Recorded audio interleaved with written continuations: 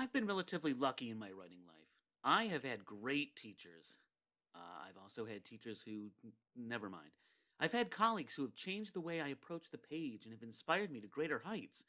And I've had colleagues who, never mind. One thing that I've never had is a relationship in which I was mentored by a best selling author who is one of our great contemporary storytellers. I've met Tom Parada a couple times. I brought him coffee, both dark and light blend, because I didn't know his preference. He's one of my all time favorite writers. While he was as charming and as helpful as you would expect during our brief encounters, he didn't offer to stand over my shoulder while I plotted and wrote my next novel. And you know what? I would rather have him working on his novels and scripts than wasting time trying to help a writer like me. Still, how many of us have had that kind of fantasy? One of the greats takes you by the hand and offers to reveal his or her secrets, just you and the master alone in a room and on emails, as long as it takes to finish the outline, then the manuscript. Then he hooks you up with an agent, emphasizing that he can make no promises outside of a fair reading, just like every other MS that comes over the transom.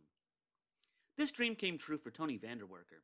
He founded the ad agency that created a little known campaign called "I'll Be Like Mike," so this man knows how to grab your attention.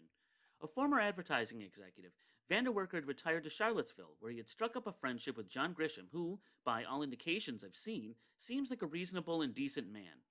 Vanderwerker's journey began over a lunch in downtown Charlottesville. And just to let you know, as an act of mercy to Mr. Grisham, I've decided not to try and imitate his soothing accent. "How's your novel writing going?" John asks me one day. It's noon, late October 2004. We're sitting in one of our favorite lunch places in downtown Charlottesville eating smart, soul or something. Iced tea and water, no booze.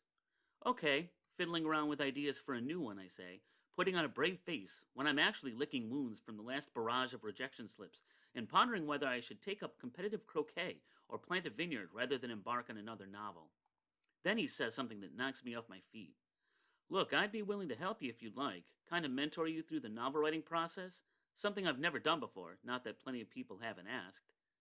"That would be great," I stammer. Holy shit, John Grisham wants to help me write a novel. The thought of working with him had lurked in the back of my mind since we'd become friends, but I never felt it was my prerogative to ask. That's the inciting incident of the story, so you know what that means. It's time for an ad read. I get it. You've spent years, decades, plugging away at your dreams. You've sent out hundreds, if not thousands, of submissions and received nearly as many rejections. You've put in your 10,000 hours, but you still haven't achieved any of your writing goals. That's where disappointment comes in. With disappointment, you can turn negative feelings into positive ones, writer's block into writing. Ask your doctor if disappointment is right for you. Disappointment may cause depression, carb loading, spending too much money on books, taking years off from writing, and excessive professional jealousy. Contact your doctor if these symptoms occur. And we're back. In 2014, Tony Vanderwarker published Writing with the Master, How One of the World's Best-Selling Authors Fixed My Book and Changed My Life. The tome chronicles the process by which the author, who had penned several previous manuscripts after a career in advertising, wrote his spy thriller Sleeping Dogs. As I mentioned, Vanderwarker wasn't alone. The one and only John Grisham was with him during each step. The book is a fascinating look into Grisham's mind. Have you ever been in a room with a bunch of writers and just batted around ideas? It's great, isn't it? Now imagine doing so with John freaking Grisham. Vanderwarker's narrative is compelling and honest, and he keeps the reader in almost as much suspense as he surely does in Sleeping Dogs. But we're not here for a book review. We're writers, and we want to know how to improve our writing. So let's get into specifics to see what happens when John Grisham is your personal writing coach. As you might expect, Grisham places a great deal of focus on having a compelling protagonist. Over lunch, Grisham says, "So you have to get over David's problem with your people. Your hero. You have to have someone readers want to root for right from the start. You have to ask yourself, are my readers going to like this guy? Need someone who's interesting. You follow him along until he does something unexpected, but within his nature to get your readers engaged. And then what you do is you put people's lives at stake, or everything but their lives, and your central character gets them out of the mess. That's the way it works." As I'm sure you might expect, I am surrounded by way too many books. I'm going to dig up 5 books I read recently to see if they fit the bill. All right, here we go. Got a nice stack. First up, It's Not About Perfect, a memoir by all-time great gymnast Shannon Miller. I may or may not have had a huge crush. Okay, I did have a huge crush on her. Don't judge. The protagonist, Miller herself, of course, is extremely likable, and she spends a lot of time talking about her challenges and how she overcame them. Or how she didn't sometimes. Okay, great. A Haven for Christmas by Patricia Davids. Category Amish Romance. Tully Lang is a recovering alcoholic who is trying to rebuild his life. There's a meet cute with a cute Amish widow, blah, blah, blah, blah, blah. You get the idea. Tully is likable. He teases Becca, and the author allows us to witness his guilt. We can all relate. There are big emotional stakes in the story. Okay, great. When Hollywood Had a King by Connie Bruck. Nonfiction about Lou Wasserman, a studio head who ruled Hollywood for decades. While Wasserman is sometimes unlikable, we admire his ambition and we enjoy being immersed in the glamour of his life. Okay, great. Revival by Stephen King. I'm a quarter of the way through the audiobook, so I'm in like hour 17 or something. Jamie is a junkie guitar player who happens upon the minister who meant a lot to him as a child. Jamie is compelling. We see his world through a child's eyes, and we root for him when he becomes an adult. Okay, great. Outside Looking In by T.C. Boyle. I'm halfway through this one. Fitz is a grad student in Harvard and is immersed in the emerging world of psychedelics. Timothy Leary, all that stuff. Fitz has a wife and a child, and it's fascinating to watch him negotiate the strange contrast between the real world and the fantasy of exploring your mind all day instead of going to work. Okay, great. I am enjoying each of these books. Think about your work in progress. Is your character likable? Does he or she do something unexpected? How does he or she react to the world? Deal with obstacles? What makes us root for the protagonist? And yes, I have highly eclectic taste in reading. The other tool in our writer's toolbox that you think about when you think Grisham: plot. How do you structure a novel? Here's what the man himself said to Vanderwarker over a Patty Milton fries. So let's talk about plot. Here's the way popular fiction works. You got 3 acts. First is the setup. The novel has to get off to a fast start. Then comes the second act. That's the hard part. The 200 pages in the middle of the novel that have to keep it going without overcomplicating it. And then you got the ending. That's why you do an outline. So you're sure you're getting off the blocks fast. You've got enough in the middle to make a 360-page book, and then an ending that doesn't run out of gas. The biggest takeaway is, humble brag, something I've been doing for a very long time. Grisham thinks of stories in terms of the 3-act structure: setup, confrontation, conclusion. Yes, the traditional 3-act structure is synonymous with screenwriting, but that structure is also perfect for most novels. You can, of course, diverge from the structure, but you still really need to know what you're doing. Grisham also emphasizes narrative momentum. This is key. Why? You want to keep your reader's interest. Things need to happen. How many times have you read a short story or a novel where nothing is happening? Oh my goodness. Just like Freddie Mercury allegedly told his manager just before his death, "You can do what you want with my music," he said, "but don't make me boring." Don't be boring. One of my favorite parts of writing with the master is that John Grisham was kind enough to allow his friend to reproduce the letters of critique the former wrote after each step of composition. How special is that? We get to see Grisham's kind but firm criticism of sleeping dogs. Here's some of what Grisham said about the first outline. "Tony, I'm not an editor, and I've never gone through this process before. The only way it might work is that we, especially me, decide not to pull punches. My first reaction to the outline to say, slow down. You have a hyperactive imagination. It can be an asset, but can also take your eye off the ball. There's too much going on. Most plots fail because they get too complicated. It's not easy to keep one simple, but it's crucial. A strong central plot that stays on track can afford the luxury of spinning off subplots, but not too many. You need to go back to the very basics. Pitch the story in one small paragraph." A lot of writers are extremely defensive when they're being critiqued. I've certainly had my moments. I don't blame us. We pour our hearts and souls into our work, and then someone comes along and says that our baby is ugly. In the chapter entitled Outline 5, we are treated to Vanderwarker's inner thoughts as he goes through each paragraph of Grisham's critique letter.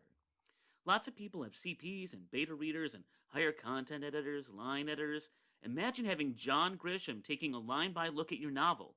As you should have gathered by now, the man is tough but fair. Here's an example from the manuscript of Sleeping Dogs. "Jimmick has been looking for a way to partner up with the DNI. Anything he could do to curry a little favor with the new DNI would be to his advantage. And if he could find a chink in the Pentagon's armor, find some aspect of national security he could turn to their advantage, both he and the DNI could make political hay with it." As Grisham points out, that's too many DNIs, right? "I'm going to invoke the eternal struggle that pits writer versus writer, a dilemma that divides the community into intractable factions. So, pantser or plotter?" John Grisham is definitely a plotter, big time. Once upon a time, I went the Stephen King route and began at the beginning with a basic idea in my head of where I would go and how the story would end. As I wrote my last few novels and short stories, I've spent much more time crafting the three-act structure of the piece and sketching each scene. I mock up the first line, I jot down the point of the scene and how it relates to the overall narrative. Here's an example of what Grisham says about chapter outlines. They can be paragraphs and usually get tighter as you go along because at the outset you can't tell exactly where the book is going to go. As you move through the manuscript, you keep revising your chapter outline. What you do is eliminate characters, add or subtract subplots, but your main challenge, Tony, is going to be to condense. With your hyperactive imagination, you don't want to end up with 700 pages. Seeing as how Mr. Grisham basically invented the contemporary legal thriller as we know it, it makes complete sense that he would have some laws that adjudicate how one must write a novel. Grisham's Law Number 1. Here it is from the book. John works the same way. It's the first Grisham law of novel writing. Find the locus of your plot. The answer to the question, what is this book really about? The most salient element, the pivot upon which the entire plot revolves. Toss everything else out until you get to the core. He further says, and locating the focal point is like peeling back the leaves of an artichoke, stripping off one and then another until the heart of the plot is revealed. Unless you mine that central plot nugget and bore down on it, your novel will wander all over the place. Your reader will never quite figure out what your novel is about and will eventually set it aside. Think about your work in progress again. Can you find the locus of your plot? What the story is all about? Like I said, one of my favorite authors is T.C. Boyle. I love his works for so many reasons, but the biggest might be because his stories are memorable because you can remember them easily for their clear locus. Oh, that's the story about what happened after a virus killed most of humanity and a woman showed up at that guy's shack on the mountain. Okay. Oh, okay, that's the story about the clone dog. Okay, I remember that. Think about Grisham's work. The Firm? Oh, that's the story about the poor young lawyer who falls in with a mob-connected white shoe firm. Got it. The Street Lawyer? Oh, that's the one about the guy who is drawn to be an advocate for the homeless and destitute. Okay, got it. What about Grisham's Law Number 2?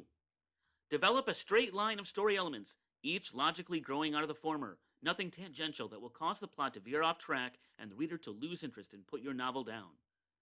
Just like life, stories are a series of sequential events, each of which causes the next. You flip that guy off in traffic. That causes him to get out of his car and pound on your window when you're stopped at the next red light. Cause and effect. And by the way, if you're going to honk at a jerk or flip him or her off, you really have to make sure that they're not in a position to follow you home, right? Think about it. Another way to think of this principle is to follow the lead of David Ball, who wrote the short but powerful writing craft book, Backwards and Forwards. You should be able to look at the last scene of your story and work backwards step by step. Here's an example. If you've never seen Breaking Bad, pause the video and go watch all 5 seasons and then come back. Okay? Ready? All right.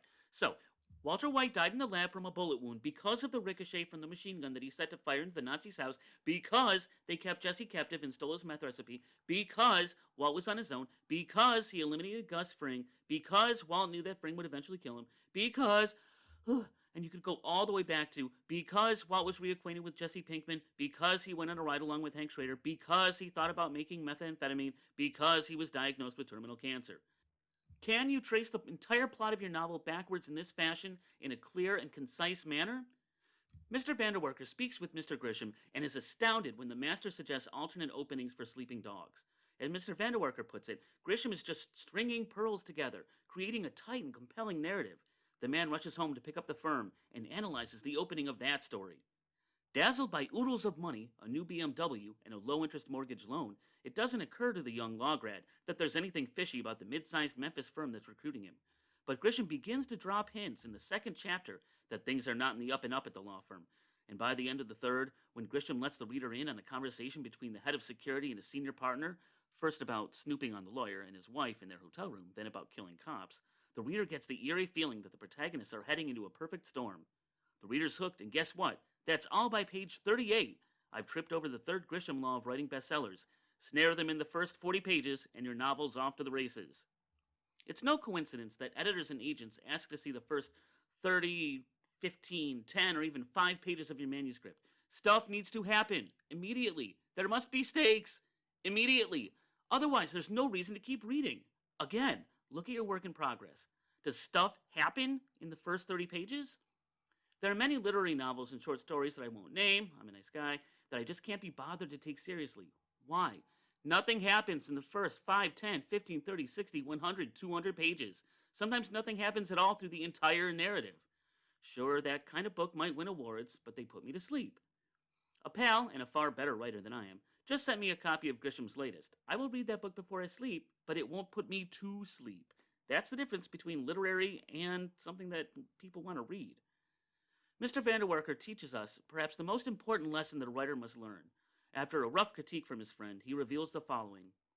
Sitting back with a cigar, gazing out at the fields and the mountains beyond, I reflect that I've discovered the fourth Grisham law of crafting a bestseller. Just because you think you know the first three laws doesn't mean you're going to be able to make them work. And isn't that the point? There's often little rhyme or reason as to how books are selected. Which writers succeed when others fail in any given instance? Maybe the agent you query just fought with her spouse and is in a bad mood when she opens your email. Maybe the editor looking at your pages just bought a book exactly like yours. If nothing else, writing with the master illuminates perhaps the most important lesson we can learn as writers. All we can do is put pen to paper and serve our muses in the most honorable and faithful way possible. Even if we're being mentored by one of the best-selling authors of all time, there are no guarantees in this business. I won't ruin the narrative of Writing with the Master. You can pick up the book for yourself. The link is in the description, of course. And speaking of that description, I am cordially inviting you to check out my own novels, linked down below. Here's where I ask questions to try to trick you into leaving comments and engaging with the video to improve my analytics. Which of Grisham's laws do you feel is most important? Who is your mentor? Leave a shout out. Like the video, subscribe, all of that stuff. If you hung around this long, thank you so much. I am Kenneth Nichols, also known as Allison Rhodes, reminding you that books are good.